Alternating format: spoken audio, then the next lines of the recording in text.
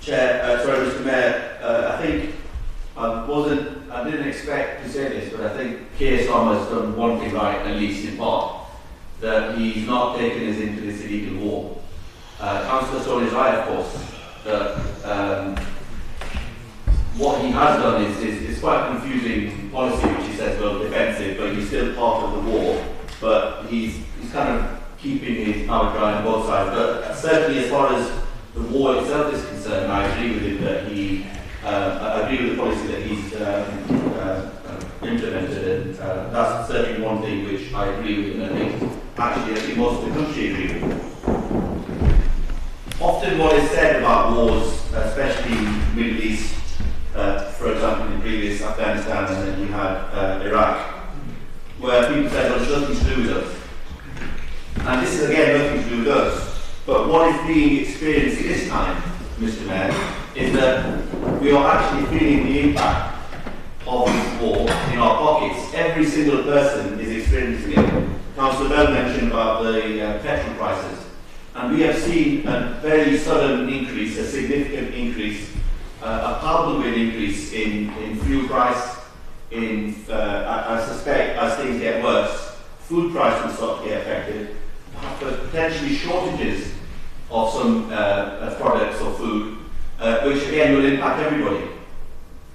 And one of the parties, which is nobody else, is Liberal Democrats, have been clear in their policy. The Conservatives, for example, Kevin Bednock is, I'm not sure what her policy is, so perhaps, is the Council Surplus to the leader? I'm not sure.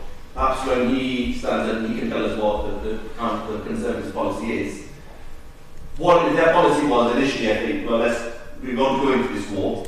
Now, I'm not sure what, it's clear that what Councillor Stone's position is. Again, I find myself not disagreeing with Councillor Stone. In fact, I think there's very few times that I've disagreed with Councillor Stone and in fact, his about 4 colleagues, Councillor Dalia, Councillor Ahmed. There are some things we disagree, but certainly as far as the Conservative policy is concerned, it's quite a confused policy, which I think perhaps consistent with what their policy is on everything really at the moment. There doesn't seem to have a policy on anything. So as far as this war is concerned, people are actually genuinely now scared. And I've spoken to people who are living paycheck to paycheck.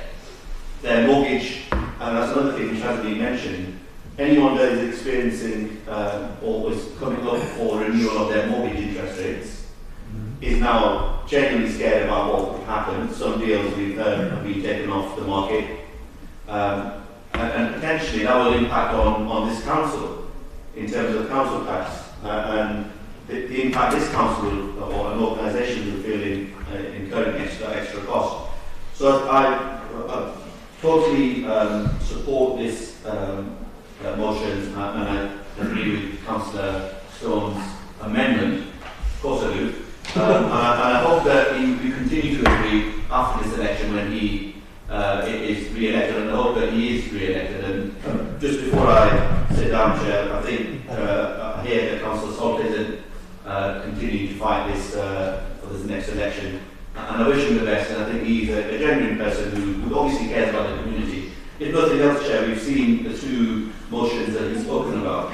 Somebody that cares about not about electioneering, and we had members of the public and some Conservative members sadly were playing to the public and often never asking any questions, but when we had a full gallery, today we had 30 minutes worth of questions, which is surprising, and some people then leave when it comes to money. I'm going to move on because I'm digressing, but can I